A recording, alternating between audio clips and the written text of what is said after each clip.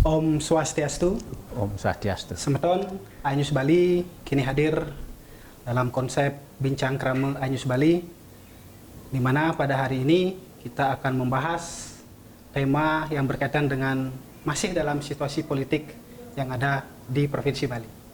Dan pada hari ini kami hadirkan narasumber, beliau adalah seorang pengamat politik yang juga sekaligus akademisi di Undiknas Denpasar. Beliau adalah Bapak Dr. Inyoman Subanda. Om Swastiastu, Pak Subanda. Swastiastu, Pak. Punapi, nggak sehat? Sehat, baik. Bapak sehat juga? Sehat, astagfirullah. Matur suksema Bapak, terima kasih. Iya, sampun saya berkenan juga, hadir. terima kasih. Kehormatan bisa hadir. Terima kasih Bapak. Pak, ini apa namanya? Kalau kita bicara tentang politik ya, ini kita ngobrol tentang politik dik ya? Betul. Ya, tipis-tipis saja. Ya. Ya, karena situasinya masih tentang politik. Kita baru saja melewati proses pemilu, namun kita akan juga menyongsong pemilu kada. Belum kada. Ya.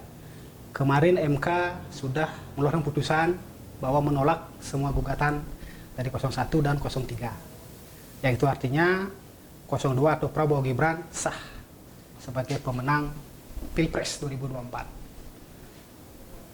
Terkait hal itu, Pak, apakah ada nggak pengaruh kira-kira dengan Prabowo Gibran sebagai pemenang Pilpres yang notabene adalah koalisinya di luar PDIP? Ada nggak pengaruh dengan peta politik nanti yang akan di Bali?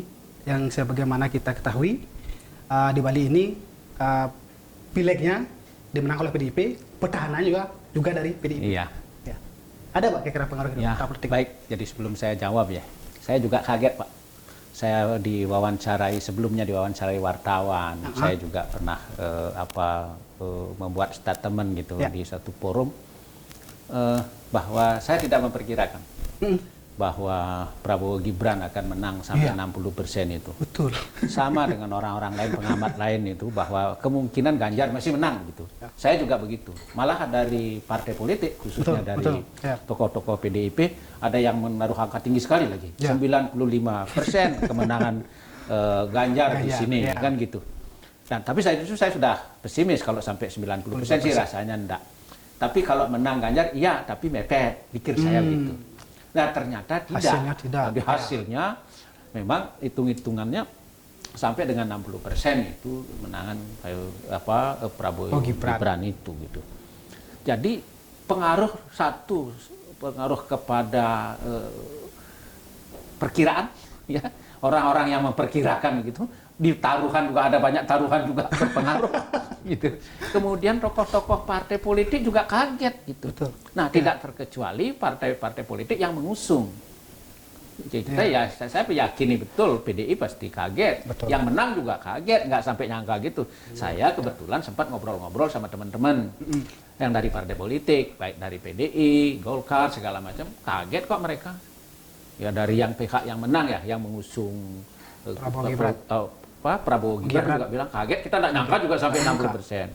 Kalau ini, iya loh kita tidak nyangka sampai di pedesaan Pak itu. Jadi persepsi, kemudian juga orientasi itu berpengaruh.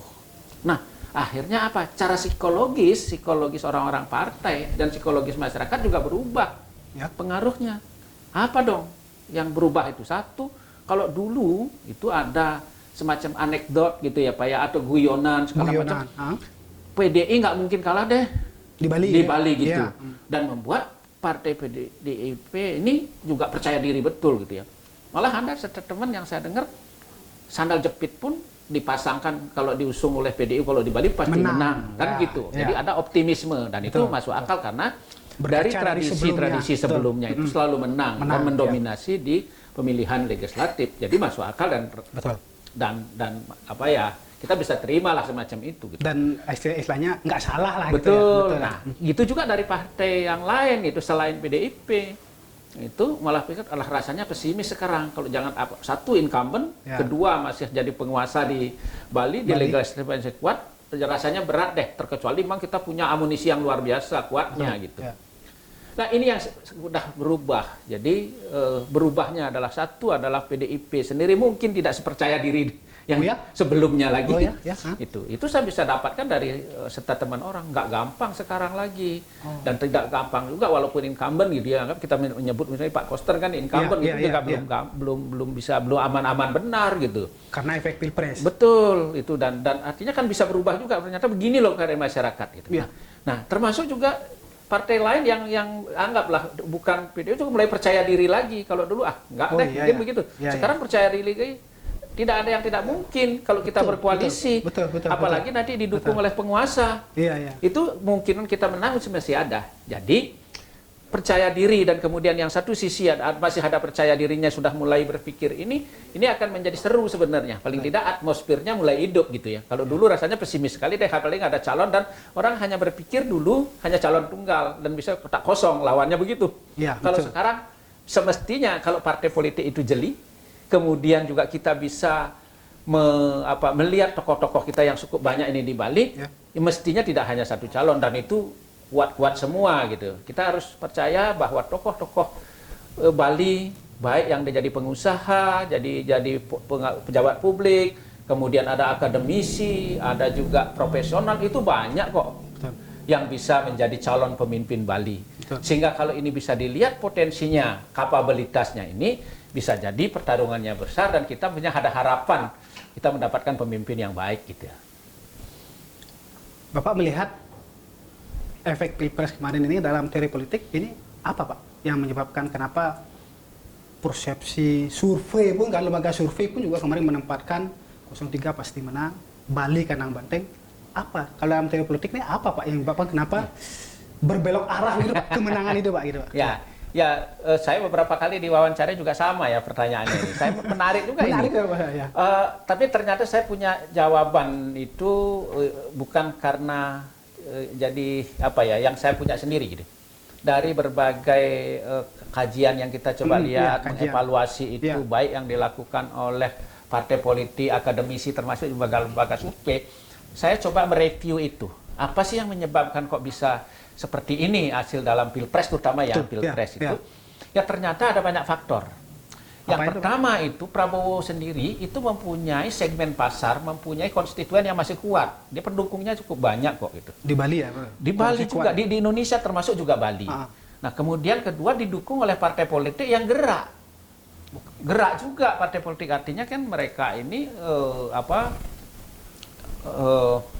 tim politiknya, tim pemenangannya itu juga lumayan gerak gitu ya. Yang ketiga jangan lupa kita ada faktor Jokowi di situ. Nah Jokowi ini ternyata pengaruhnya luar biasa. Dia mempunyai magnet yang luar biasa dan kemudian masih punya pengaruh yang luar biasa di konstituen, di masyarakat. Nah termasuk Bali. Walaupun Bali katanya itu adalah mayoritas itu adalah PDI, tapi yang mengikut Jokowi itu juga banyak dan itu ada di PDI. Itu ada di PDI juga, jangan anggap itu di luar PDI juga, di orang PDI juga ada pengikutnya Jokowi gitu. Nah yang lain faktor Gibran, kita banyak yang mencibir, banyak juga yang skeptis terhadap Gibran gitu. Mungkin dari segi kemampuan ya wajar mereka skeptis ya, karena pengalaman masih minim, kemudian selama ini tidak banyak di publik. Tetapi ternyata dia adalah representatif anak muda, kaum milenial. Saya ngadakan wawancara, ngadakan survei, mana Anda akan jatuhkan pilihan? Katanya secara in-depth interview, ada juga yang saya lakukan secara spontan di berbagai tempat itu mereka milih Gibran. Kenapa? Dia adalah representatif anak muda.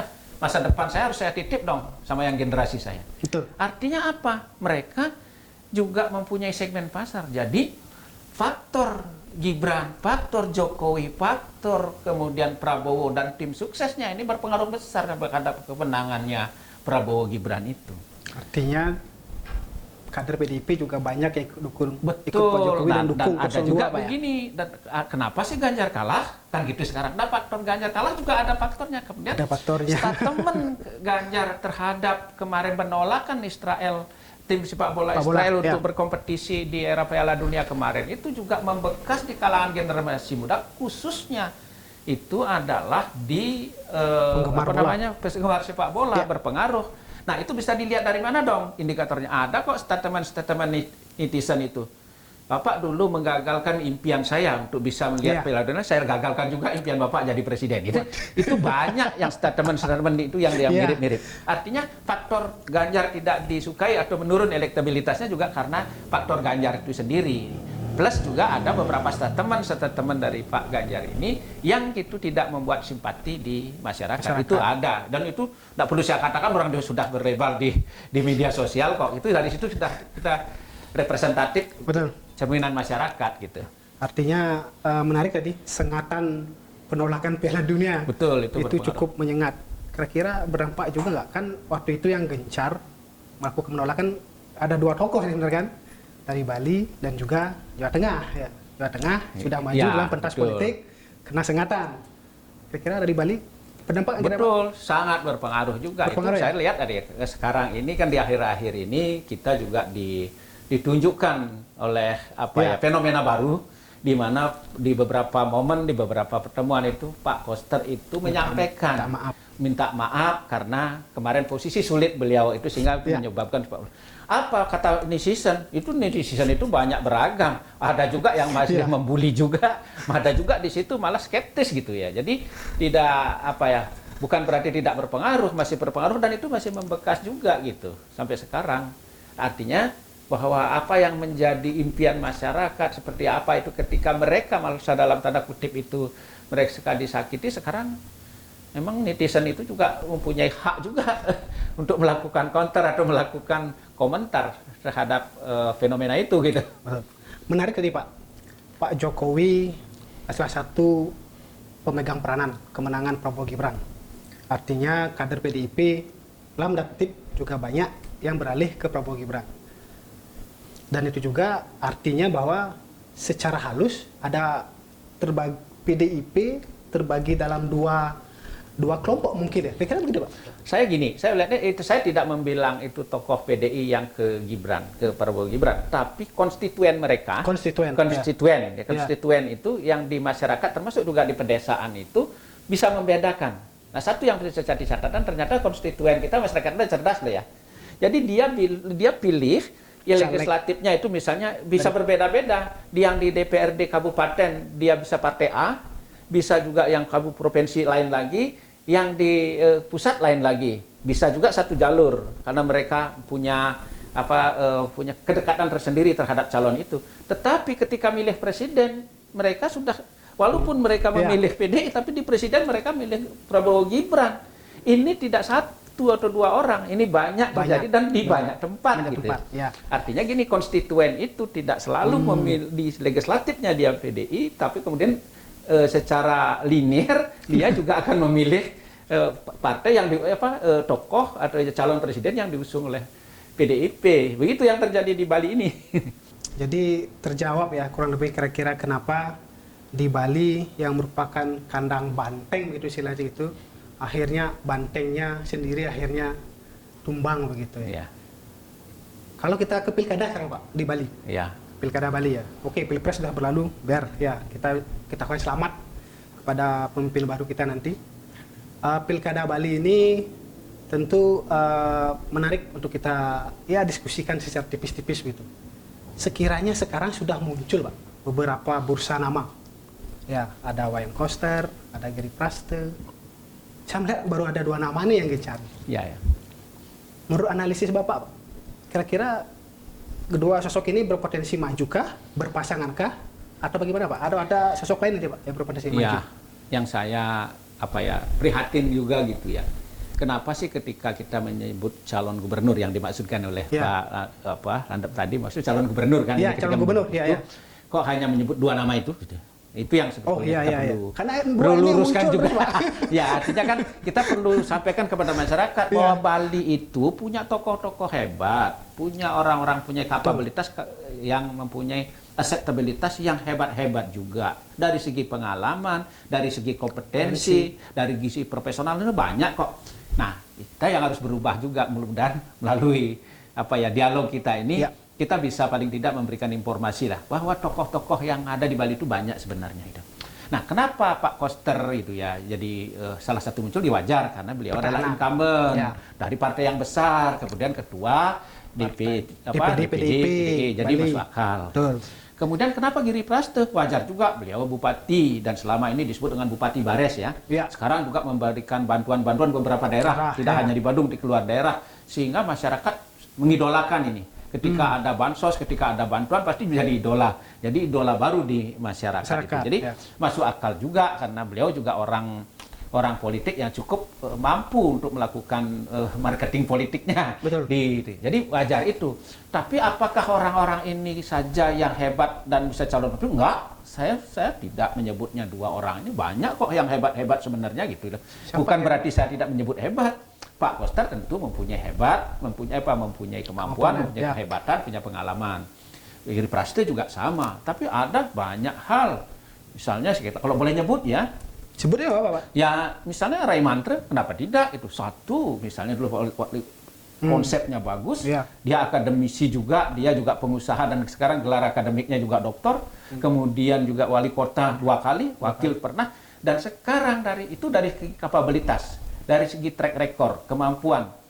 Kalau dari gen juga orang tuanya dulu juga gubernur. Nah, apalagi sekarang itu tingkat elektabilitasnya tinggi sekali, terbukti dengan ketika terpilih jadi DPD itu dia tinggi sekali suaranya, satu beliau gitu. Kita juga punya tokoh akademisi yang dipakai presiden, ada Agung Dwi Payana misalnya di Jakarta gitu. Kemudian ada lagi sekarang barangkali PJ sekarang juga bagus ya, sudah pernah di kepolisian, sekarang ada di pemerintahan, pernah juga di dalam negeri, dan banyak lagi. Banyak lagi yang kita tidak sebut, dan kemudian ada di Bali, ada mereka di berbagai daerah. Ada juga profesi di politik, ada juga di pengusaha dan sebagainya. Banyak sebenarnya. Nah, kalau boleh mengajak gitu ya, kenapa sih partai politik tidak berusaha menjaring ini juga? Sehingga kita diberikan pilihan yang terbaik. Kita sehingga memilih yang terbaik dari yang baik-baik itu gitu. Jadi lebih banyak, bukan berarti yang membilang dua ini jelek itu, tapi kasih lagi yang suguhkan lagi pilihan-pilihan yang hebat-hebat ini gitu ya. Nah, itu yang saya inginkan sebetulnya. Mudah-mudahan masih ada waktu nih. Betul. Mungkin kalau melalui jalur perorangan atau independen mungkin sudah mepet waktunya mepet waktunya, dan perlu logistik besar, perlu juga jaringan yang luar biasa. Tapi partai politik ya cobalah dikasih pilihan-pilihan yang lain. Mumpung sudah begini atmosfer politiknya. Artinya bahwa siapa saja bisa direspon positif oleh masyarakat asal kita mampu mensosialisasikan, melakukan komunikasi politik dengan masyarakat bahwa yang bersangkutan tokoh ini mempunyai track record seperti ini, mempunyai kemampuan seperti ini, pengalamannya seperti ini, kan bagus gitu lah. Nah, itulah yang perlu saya sampaikan, sehingga kita tidak terkotak hanya pada satu atau dua orang. Ini kita mempunyai berbagai pilihan, dan tidak hanya PDI. Partai lain juga biasa seperti itu. Apalagi sekarang kan banyak yang mempergunakan tokoh yang di luar partainya. Ada juga yang mengambil dari tokoh partai lain. Nah, itu sudah seperti itu, nasional dan berbagai daerah. Kenapa Bali juga tidak? Kita bukan soal dia kader atau tidak, bukan dia soal dia dia sudah berjasa apa tidak pada partai, tapi ini kan mencari calon pemimpin yang akan menjadi public figure yang akan mengemban pembangunan ke depan untuk kesejahteraan masyarakat Bali. Nah, ini yang perlu dicari yang terbaik gitu. Iya, memang banyak tokoh ya di Bali. Tetapi memang kalau kita perhatikan beredar di media sosial, di pemberitaan, dua tokoh ini santer. Betul. Pak Koster dan Pak Giri Praste gitu. Padahal ada nama-nama lain yang sekiranya menjadi pertimbangan. Terlebih tadi Pak Subanda katakan partai lain itu harusnya ya sudah pede gitu lah, efek pilpres kan ada. Betul. Artinya partai lain ini bisalah lebih pede gitu menyiapkan calon penantang gitu untuk petahana, terutama yang dari PDIP. Kembali lagi Pak untuk ke dua nama ini Pak. Saya tertarik ke dua nama ini Pak. Ya, karena dua nama ini memang betul. Itu yang muncul terus ya. Sekarang jadi media darling lah begitu istilahnya gitu. Betul. Memungkinkan Pak dua nama ini nanti menjadi satu paket Pak. Karena kalau dilihat dari pergerakannya, kedua-dua ini seolah-olah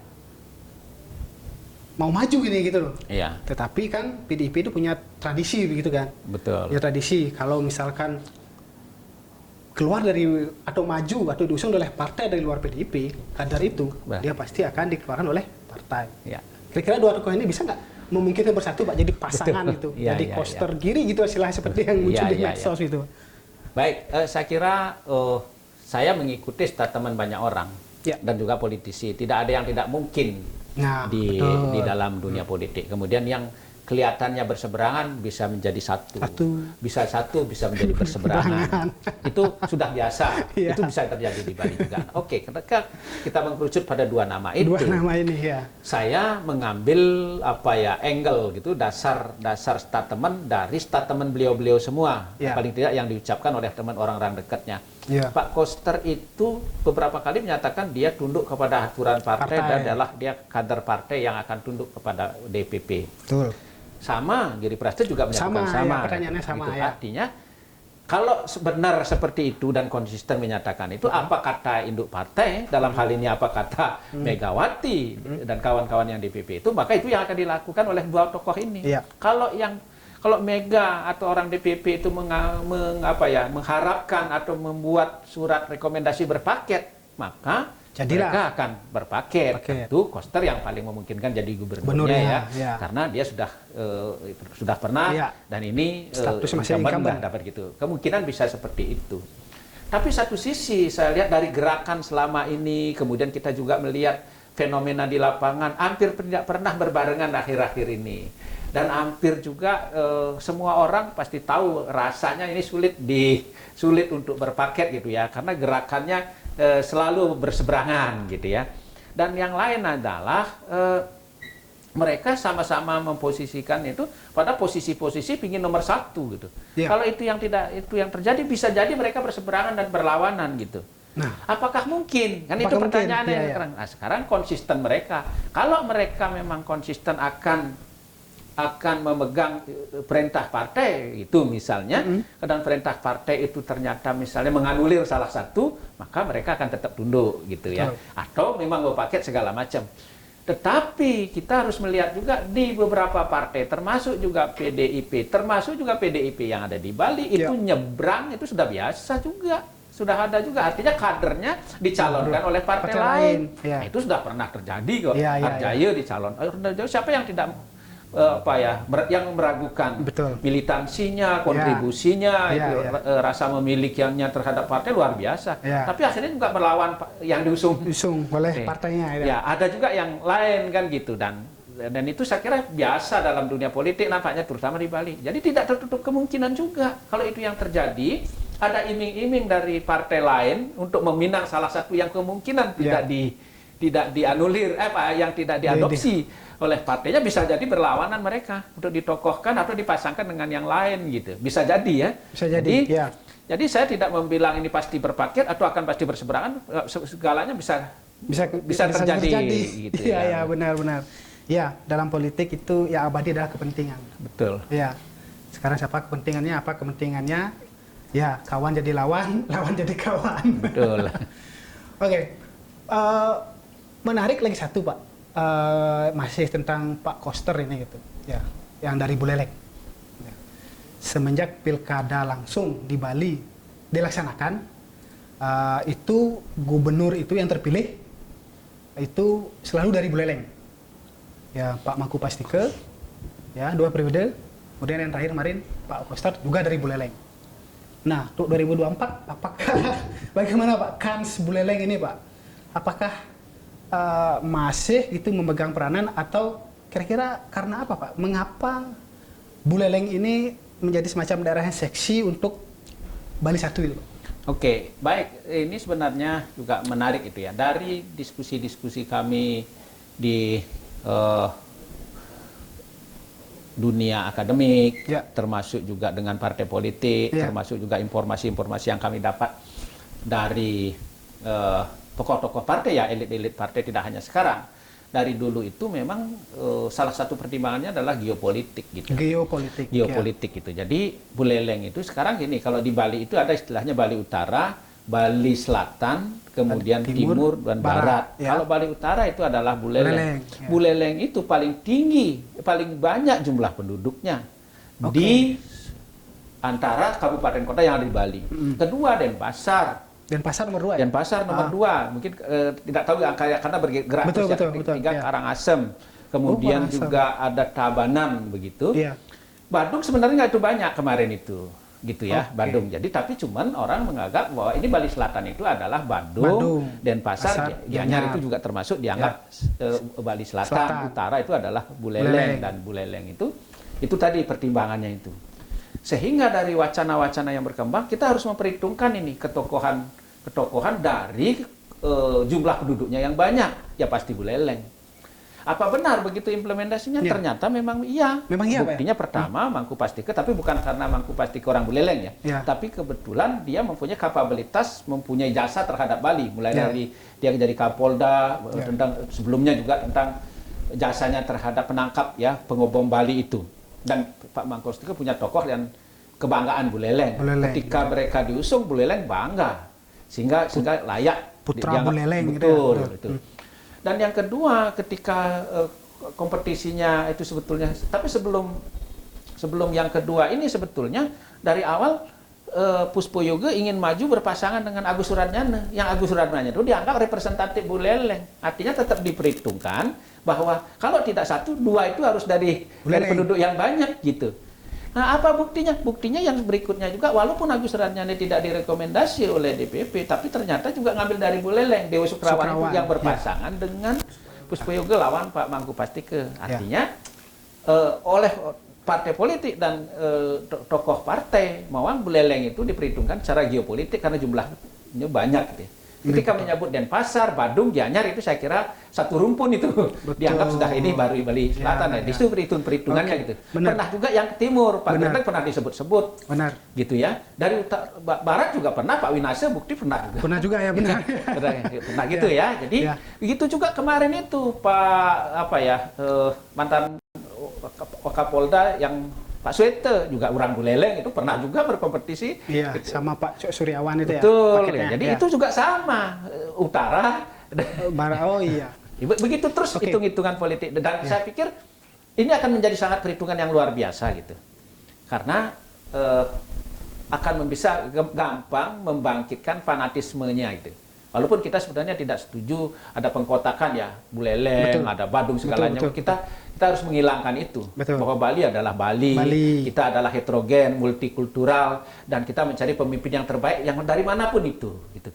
Tetapi partai politik punya hitung-hitungan suara, punya hitung-hitungan jumlah penduduk, gitu. Sehingga ini yang biasa dibangkitkan gitu.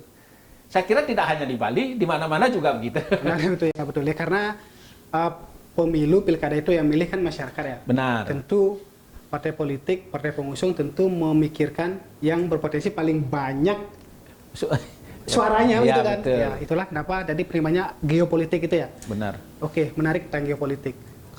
Nah sekarang kembali lagi tentang pilkada nih Pak 2024 ini kan serentak. Pertama kali serentak. Ya, termasuk di Bali gitu kan. Iya, benar. Di provinsi, kemudian di kabupaten juga pilkada gitu. Artinya nanti proses mesin partai, mesin politik itu nanti kan juga berfokusnya di masing-masing daerah. Kalau kita melihatnya gitu. Misalkan gubernur pilkada, provinsi pilkada, di Denpasar juga pilkada, Bangli pilkada.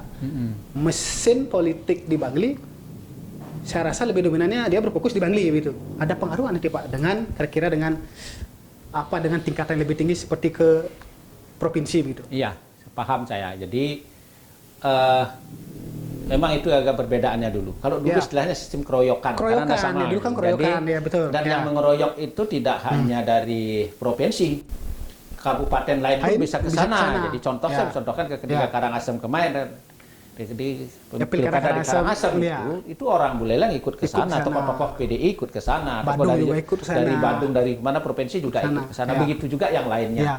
Saya kira itu sistem keroyokan dulu karena memang berpisah, waktunya juga berpisah dan keinginannya sama untuk memenangkan calon yang diusung oleh partai yang sama gitu. Nah sekarang itu beda. Jadi sekarang mereka akan asyik dan sibuk untuk fokus pada dirinya gitu. Ini yang akan berbeda sekali. Jadi nggak sempat lagi memikirkan kabupaten lain. Mungkin kalau gubernur dengan kabupaten masih bisa. Masih bisa ya. Ya karena barengan dan mereka ada pilihan dan kemudian tidak berpengaruh kepada pilihannya kabupaten lain. Jadi karena gubernur itu pasti juga dipilih oleh masyarakat di seluruh kabupaten kota yang ada. Itu mungkin masih bisa kerjasamanya. Tetapi secara fokus ke sana itu mohon maaf, Ya. membawa bantuan, membawa logistik, kemudian juga membawa program-program yang dijanjikan atau mendatangkan tokoh-tokoh ke sana mungkin nggak sempat lagi sudah gitu. Karena mereka yang di provinsi ya sudah fokus di provinsi.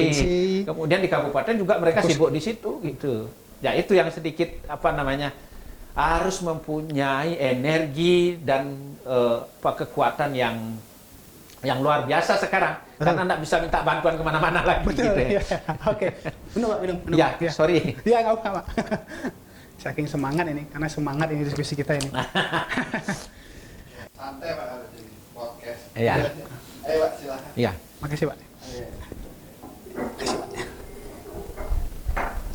Iya, saya ingat dulu memang ketika di Karangasem itu ya benar ya, keroyokannya luar biasa itu. Betul. Dari provinsi ke sana, dari Buleleng ke sana, dari Badung ke sana, menang. Betul. Ya, sekarang ya Badung yang fokus di diri sendiri, Badung tuh mesin politiknya juga berfokus di Badung. Ini artinya ada semacam peluang begitu Pak ya dengan partai lain untuk bisa ya mengajukan penantang gitu ya. Karena nggak bisa dikeroyok gitu kan, nggak ada keroyokan kan gitu ya. Peluang itu Ya sama aja. Sama Artinya aja? kalau dari partai politik mungkin sama, karena partai politik juga akan menghadapi hal yang sama. Iya. Jadi semua partai kan hadapannya sama ini pada sendiri-sendiri. Ya cuman yang berbeda itu begini Pak. Ternyata dari evaluasi kemarin yang kita lihat ya, evaluasi akademik yang kita sebut dengan riset atau kajian itu, yang model keroyokan itu juga membagi daerah. Jadi tokoh-tokoh dari ketika di Karangasem nih, tokoh-tokoh dari Buleleng atau misalnya politisi yang Buleleng itu yang berkontribusi, DPR juga ikut ke sana, itu tugasnya adalah di kecamatan ini. Yang dari Badung di kecamatan ini itu dibagi. Dan itu bukan hanya soal kampanyenya, tetapi membawa bantuan logistik yang berbagai macam ragam. Ada yang misalnya kalau bantuannya itu juga bukan ada. bungkusan kampanye bukan ya? Iya kampanye juga sih sebenarnya. Ya seperti itu mereka lakukan. Nah itu yang mungkin tidak saat ini. Ya. Mereka kan ke konstituennya masing-masing sekarang. Ya. Nggak ada sempat lagi membawa keluar. Ya. Nah ini dan mungkin tidak ada. Mereka punya tanggung jawab. Iya. Orang lain menang, kenapa saya kalah? Nah sehingga mereka akan berjuang. Semua partai, semua tokoh atau calon yang diusung oleh partai akan begitu. Saya cenderung ini akan partai ya yang mengusung. Iya. Karena calon perorangan rasanya sih saya kecil melihatnya gitu. Dan memang dari dulu calon perseorangan belum ada Pak ya? Ada? Saya lupa tapi pernah kok. Pernah ada? Rasanya pernah Pernah ada ada? calon perorangan gitu. Oke. Dan ini artinya kerja partai itu agak ekstra jadi ya? Betul. Ekstra. Ya. Karena mereka nggak ada bantuan. Nggak ada bantuan dari tempat lain gitu Pak ya? Tapi tradisinya yang saya tahu, jadi saya bukan orang partai, Ya. tapi saya juga melihat dan juga mengamati partai. Biasanya itu partai itu mendapatkan amunisi gitu, logistik segala macam itu dari mesin partainya, dari tokoh-tokohnya, termasuk juga yang legislatif terutama. Iya. Jadi yang legislatif itu iuran gitu, itu biasa lah. Iya, Gitu. Jadi mereka mengeluarkan ini paling tidak iurannya misalnya berupa spanduknya kayak saya buatin, bajunya kayak atau biaya saksi itu sudah biasa mereka mengeluarkan. Oke. Dan mungkin ini masih berlaku. Mungkin sekarang adalah di dapilnya masing-masing gitu. Iya, oke. Kemudian tadi menarik Pak menyinggung tentang Pak Raimantre. Beliau kan sudah sah resmi anggota DPD RI terpilih. Gitu. Iya, betul. Kalau seandainya ya beliau mau mengulang lagi mungkin 5 tahun lalu ya untuk maju lagi ke kontestasi pemilihan gubernur gitu, pilgub gitu. Itu beliau harus mundur atau gimana Pak ya? Saya kurang paham itu. Ya, saya dengar saya tanya dari KPU harus mundur katanya. Harus mundur. Kalau legislator gitu ya, legislatif baik DPD maupun DPR, saya kemarin di telepon sama orang KPU. Ya. Itu saya nelpon, saya diskusi Harus itu mundur. harus mundur. Sehingga berat juga konsekuensinya. Dilantiknya kan Oktober. Ya, Pilkada betul. November. Ya, betul. Artinya Kan persiapannya dari awal juga kan. oh, artinya sebelum dilantik itu kan sudah ada untuk maju calon udah harus mundur gitu ya. Betul. Berat juga ya Itu konsekuensinya. berat juga gitu. Ya, risikonya besar itu ya. Kecuali memang Ya. harapannya sangat besar. Iya. Nah, harapannya besar itu bisa dilihat dari berbagai aspek. Satu adalah faktor yang akan mengusung. Ya.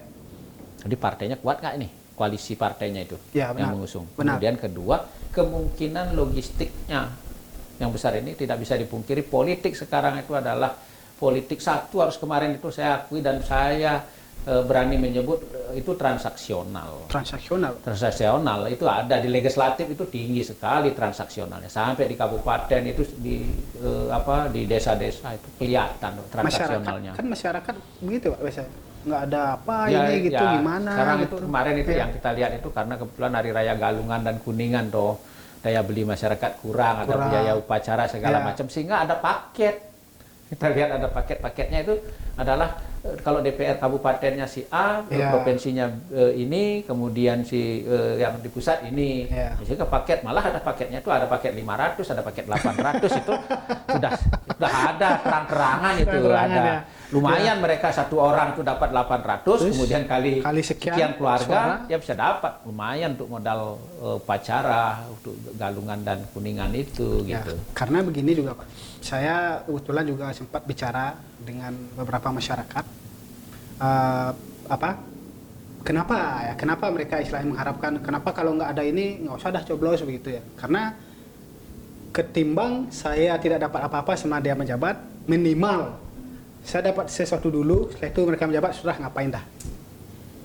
Pragmatisme itu tidak bisa terhindar ya Mak? Iya betul, salah satu ciri politik kontemporer itu adalah politik terkini itu adalah satu dominasi kapital. Jadi orang yang punya uang itulah yang kemungkinan menjadi peluang dicalonkan atau diusung, baik legislatif atau apa, itu dominasi kapital. Jadi tidak mungkin kalau tidak incumbent itu mau ujung-ujung mencalonkan diri tanpa punya modal, tanpa punya sponsor, malah itu rasanya itu sudah diambang kekalahan saja sudah gitu. Kedua itu udah pasti kalah Pak ya? Iya. Gitu. Jadi ya, dan dominasi kapital itu tidak hanya pada saat pencalonan Pak, bisa juga dia sebelum calonan partai politik juga sudah memerlukan yang bersangkutan ya di bersangkutan itu kan karena partai politik juga perlu logistik juga. Nanti saksi juga dibebankan pada si calon pasti gitu. Nah apalagi nanti bupati. Nah bupati itu saya tidak yakin partai politik akan tanggung semua, itu tidak semua calon mungkin akan ditanggung semua, jangan-jangan akan dibebankan kepada calon itu juga, itu siapa yang mau berspekulasi kan gitu. Sehingga sekarang itu animonya gitu juga orang mikir loh Pak. Kalau orang sudah jadi legislatif, sekarang kan banyak orang bilang nih, wah ini sekarang tinggi sekali jadi legislatif, maju, dia gitu. bisa akan diusung jadi bupati, maju, Pak, segala gitu, macam. Ya. Saya tanya pada orang-orang yang dapat suara itu Pak, ada yang dari Buleleng segala macam, Bapak semangat, itu suara Bapak kan tinggi sekali. Wah, ini berisiko loh ini, saya sudah DPR di tangan saya sudah akan dapat berbagai fasilitas segala macam, tiba-tiba hilang, ya kalau dapat, kalau enggak, saya akan harus punya uang, bisa mikir. Jadi kata-kata mikir ini juga berat bagi mereka, jadi tidak semata-mata mereka mau begitu saja melepas. Kaitannya dengan pertanyaan tadi, apakah misalnya kayak Rai Mantri segala macam, mungkin akan berhitung juga gitu ya. Oleh karena itu memang kalau memang kapabilitas, kemudian akseptabilitas, dan juga nanti elektabilitas nih kemungkinan besar ini, saya maksudnya partai politik ini ikut menanggung gitu, jangan sampai hanya rugi satu orang gitu, atau siapapun ya, tidak ada Rai Mantri, siapapun tokoh yang untuk Bali loh ya, untuk pemimpin masyarakat ke depan segala macam yang hebat ini. Ya ini partai politik melirik ini dan tidak membebankan logistiknya kepada yang bersangkutan gitu. Kalau misalnya dia sudah jadi calon DPR, dia sudah jadi DPR gitu segala macam, dia kan kehilangan nafkah. Ya paling tidak dia tidak menambah lagi beban. Nah ini yang kita kalau memang calonnya itu memang mempunyai kapabilitas yang luar biasa, kenapa tidak gitu ya. Artinya kalau menurut Bapak, kalau kita bicara sosok pemimpin begitu, ini kita di luar ini dulu Pak ya. Bicara sosok pemimpin yang dibutuhkan oleh daerah itu ya, yang dicalonkan oleh partai itu, satu artinya yang logistiknya kuat, dua yang punya masa kuat. Ini mana yang duluan kira Pak? Logistik dulu apa masa dulu yang kira di pertimbangan biasanya? Kalau sekarang itu logistik Pak. Logistik itu yang berimbas kepada pemilih. Jadi karena pragmatisme itu. Jadi karena dominasi kapital berpengaruh kepada pragmatisme. Orang masyarakatnya gitu. Banyak kok tulisan-tulisan itu saya lihat di desa, menerima serangan pajar. Sudah membentuk kelompok-kelompok sendiri Pak. sudah ada agen-agen sendiri. Udah ada paket-paketnya ya? Nah, itu sudah ada. Artinya kalau sudah punya uang, tim sukses bisa dibuat, kemudian agen-agen bisa dibuat, relawan itu bisa dibuat, bisa gitu. Dan banyak orang kemarin itu kecele ketika kemarin ini adalah pelajaran benar itu. Yang sudah merasa berinvestasi sosial, mereka sudah bermasyarakat dan sudah dijanjikan kira-kira dia akan suaranya sudah dipetakan segala macam itu kalah kepada serangan fajar. Itu terjadi di mana-mana. Nah, kalau itu adanya berarti ini akan merusak sebetulnya, merusak demokrasi, merusak sehatnya pola pikir konstituen masyarakat itu. Nggak bisa dihindarkan loh, Pak. Nah, harus dihindari sebenarnya, bukan tidak bisa dihindari, memang harus tidak boleh begitu sebenarnya. Nah, inilah tugasnya Bawaslu, mungkin mengawasi, harus proaktif. Ini terang-terangan sekarang sudah. Transaksinya terang-terangan, Pak, sudah gitu. Iya, beban moral juga mungkin ya, sudah terima uangnya, kalau nggak pilih orangnya nggak enak, mungkin gitu ya.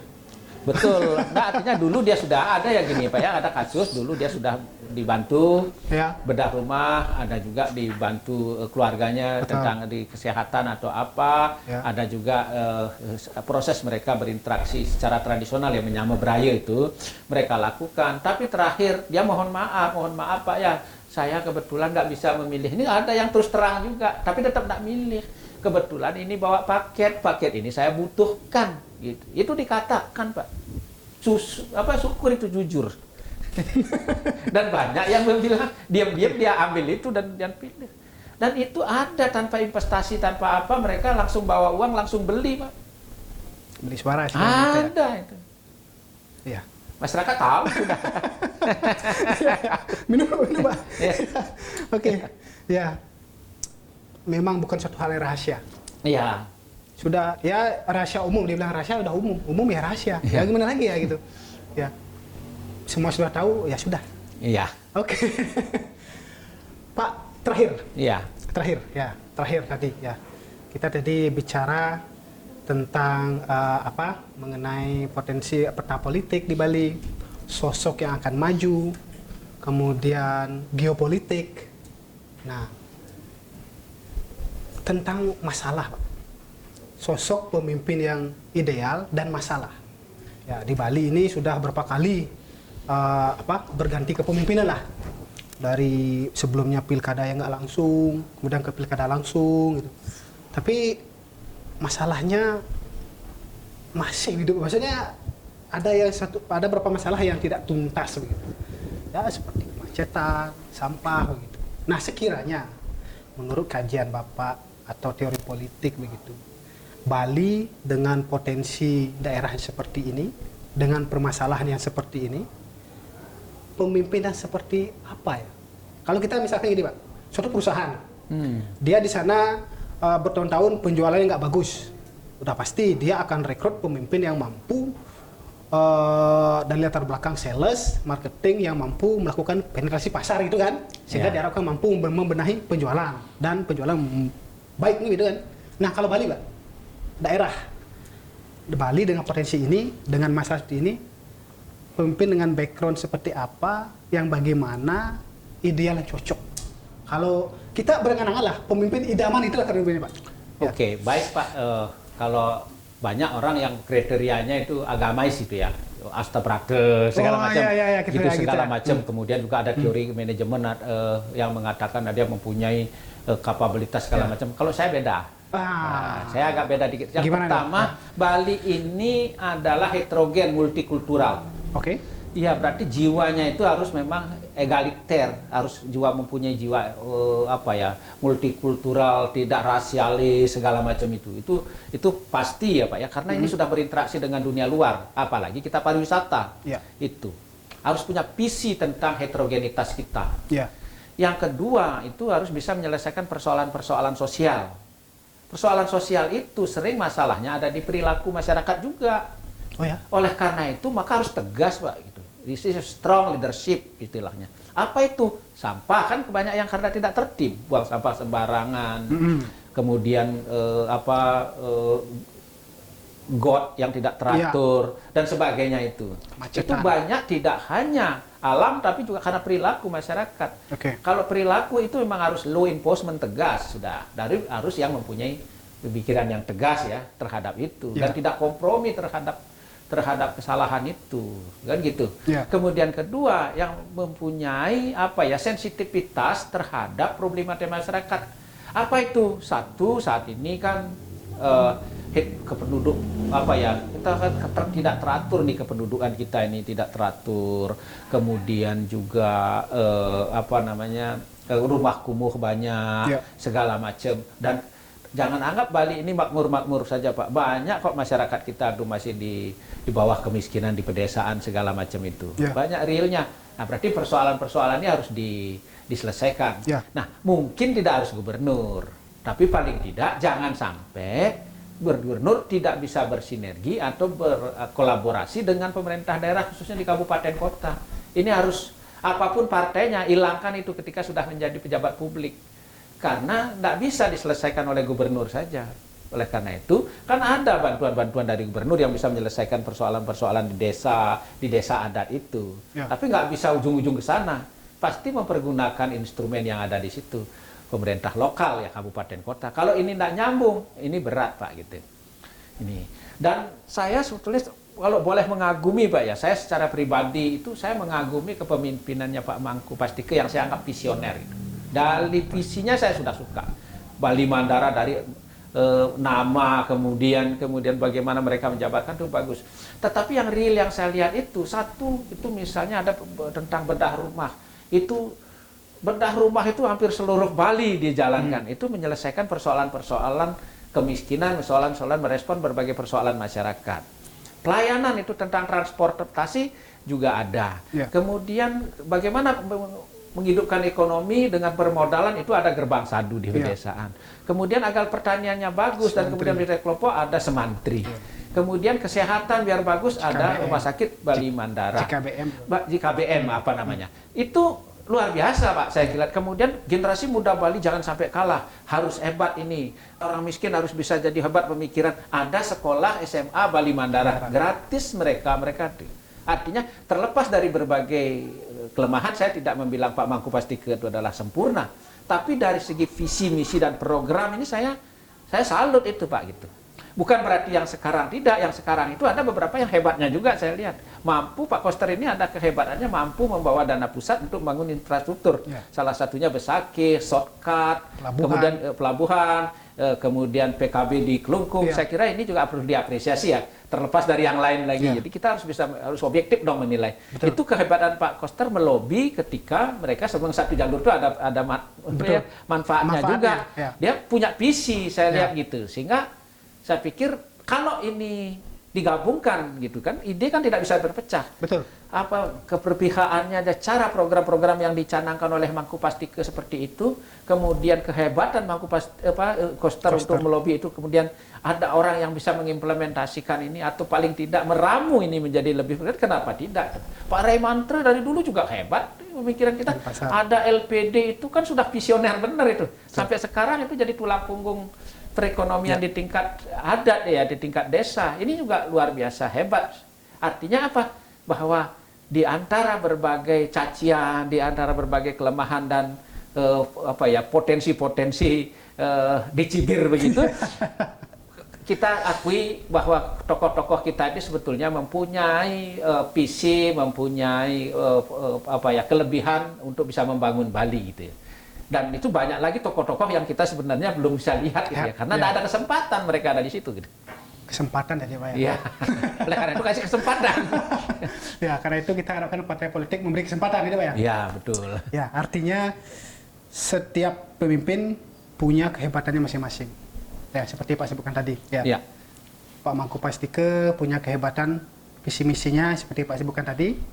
Pak Koster juga punya kehebatannya yang seperti disebutkan tadi. Artinya di awal tadi Pak bilang bahwa sosok ideal itu adalah pemimpin strong leader itu Pak ya? Betul. Pemimpin yang kuat. Iya, kuat. Harus berani, memang tidak populer ketika membela rakyat, ketika menertibkan masyarakat, dan kemudian ketika membela Bali. Nah, bela Bali itu banyak Pak, misalnya kan alih fungsi lahan, Ya. asli lahan banyak sekali. Ya. Banyak mafia tanah itu sudah viral ya. Berani menertibkan hal-hal Ya. yang semacam itu dan banyak lagi gitu soalan-soalan itu. Tapi ini semacam apa ya? Apa saya istilahnya? Kalau berani mengambil kebijakan tak populer, artinya siap dicaci, berani dicaci maki di media sosial. Demi masyarakat. Itu demi- berpengaruh ke elektabilitas, Pak. Biasanya. betul, ya itu. Artinya kembali lagi ya gitu ya. Nah, sebenarnya gitu, ketika mereka on the right track, jadi jangan hanya berpikir bahwa dia disenangi. Kita tidak mencari pemimpin yang hanya menghibur masyarakat. Gitu ya. Yang disebut dengan merakyat itu kan tidak harus dengan ikut jogedan dengan masyarakat, kemudian mabuk-mabuk dengan masyarakat, kan tidak. Tapi berpikir tentang nasib mereka ke Nasib depan. mereka, ya. Itu yang disebut dengan berpikir tentang rakyat gitu. Iya, ya benar. Oke.